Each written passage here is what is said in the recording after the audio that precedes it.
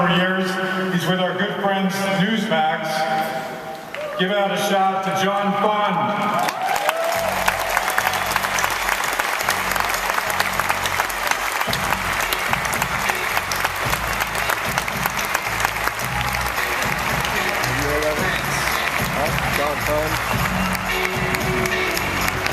You know, listening to the roar of the crowd before I came up, I figured out what it represents.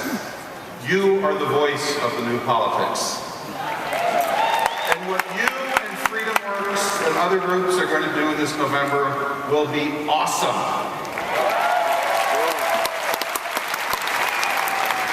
You know, politics now is too important to be left just to the politicians. It requires citizen activism, citizen engagement. The first round in that fight was 2010, when you accomplished what no one thought you would accomplish. You took back the House of Representatives.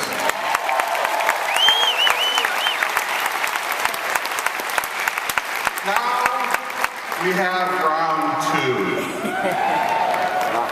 But fly in the ointment.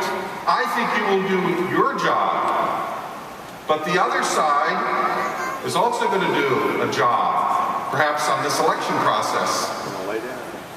You know, in researching my new book, which I'll be signing afterwards, I found out voter fraud has a long history in American public life. In fact, there was this great story about a Chicago cemetery where a bunch of Mayor Daley's people were walking through the cemetery, taking down names of people who could vote the next day. And someone knocks over a tombstone. And the other guy says, I can't believe you just did that. That guy has just as much a right to vote as the rest of us. Well, I'm here to tell you, I do not believe in representation without respiration.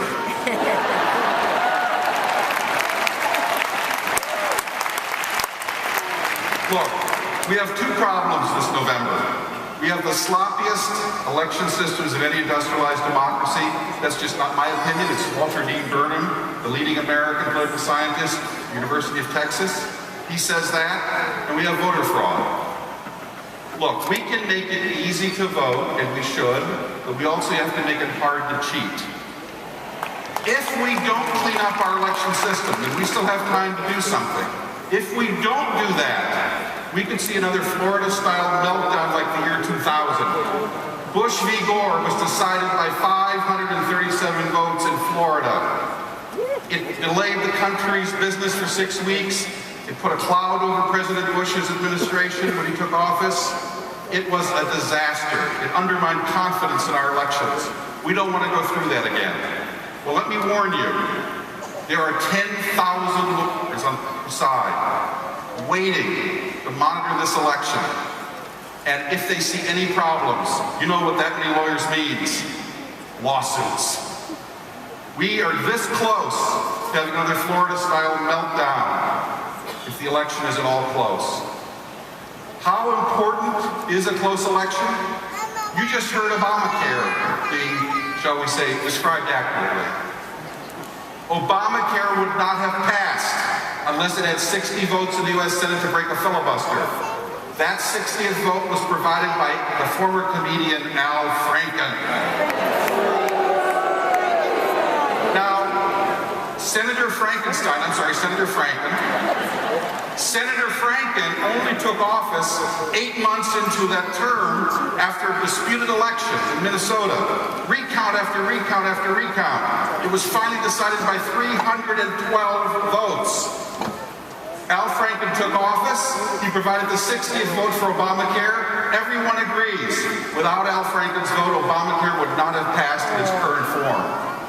Now, that election, 312 votes.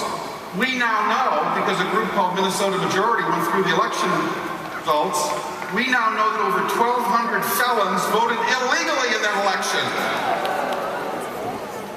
Now, here's what's happened. Because of public pressure in Minnesota, they've actually gone after some of those felons for voting illegally. As we speak, 190 felons have been convicted of voting illegally in that election. Now, there are dozens more in the pipeline. We may get to yet where more people will have been convicted of voting illegally in that Frankenstein election than the margin of victory.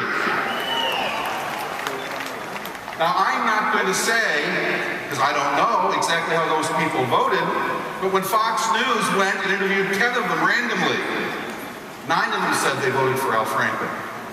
9 out of 10. That election changed American history. We cannot let voter fraud change American history again in 2012. Now, the danger is this. Barack Obama has a history here. His first major political job, the first job he had, was as voter registration director for a group in Illinois called Project Vote. Project Vote was a subsidiary of Acorn. Acorn, the most notorious voter registration group in America, exposed by James O'Keefe's videos, went bankrupt, now being formed under new mismanagement.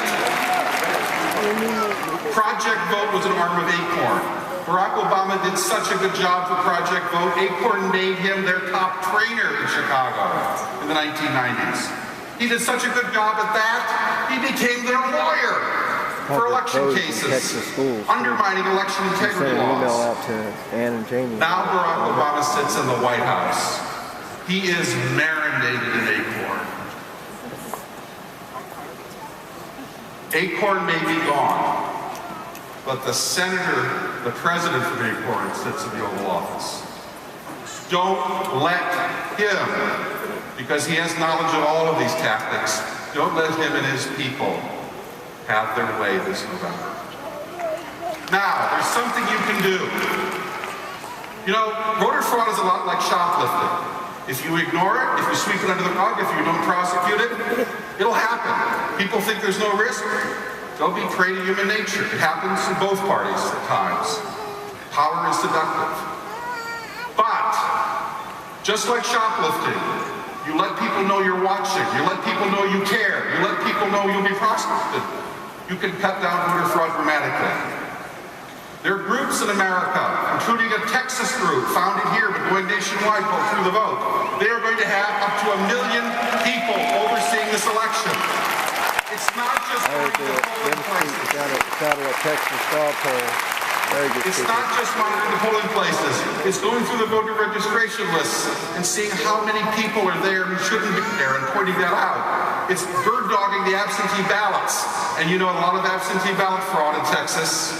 A lot. Vote brokers, ballots stolen from mailing boxes. You've seen it, you know it. We can stop voter fraud, at least a lot of it. And, modestly, there's one other thing you can do. Today's a big day for me. Today is the first day I've actually seen my new book. I'm gonna go get a beer. Who's counting? How fraudsters and bureaucrats and putting your vote at risk. I'll be signing it right after this Press red button when speech. it's done.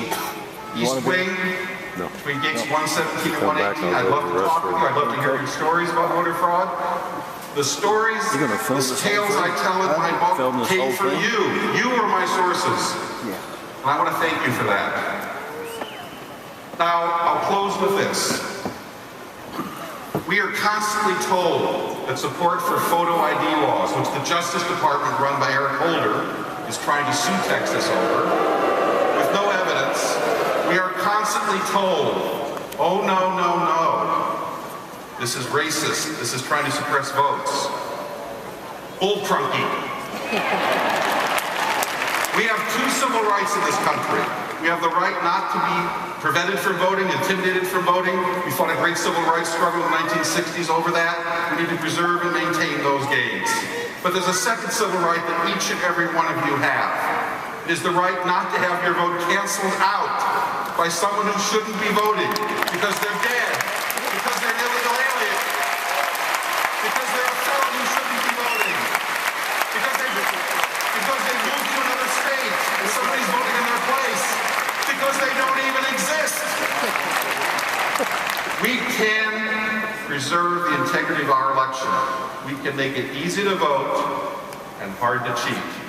And let's fight those who claim as Americans we can't do both. Thank you so very much. On behalf of